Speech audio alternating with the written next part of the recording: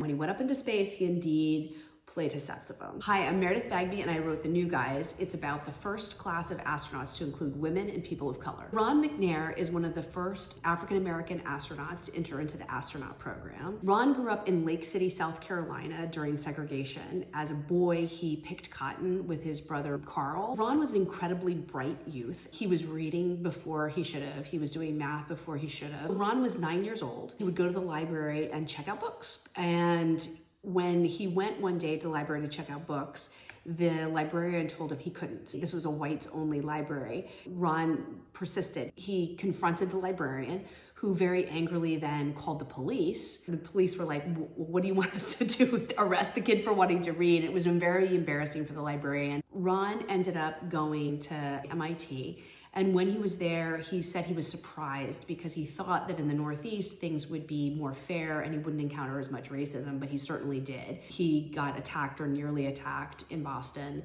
And, to top it all off, his backpack was stolen with his thesis in it. And it was literally years of work, and he had to basically redo his whole project again. After MIT, Ron went to Malibu, where he was a laser physicist. He saw this mailer in his mailbox that said that NASA was recruiting astronauts, and he immediately kind of locked onto it and said, I'm gonna be one. He went to NASA as a physicist.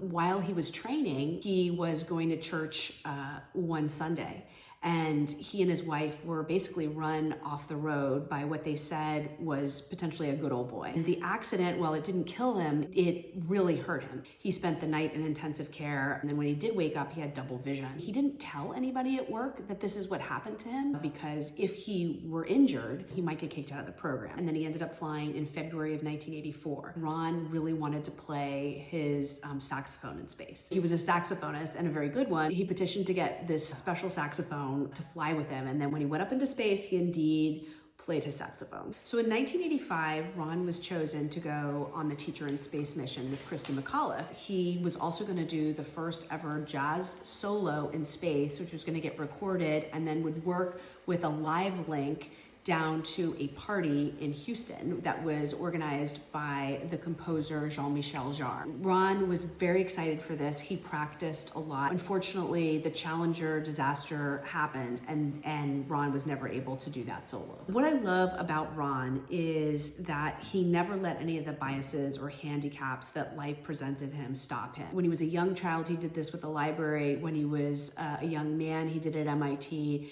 And then at NASA, he did it when he overcame his car accident to fly in space. So, the true inspiration of Ron is never give up.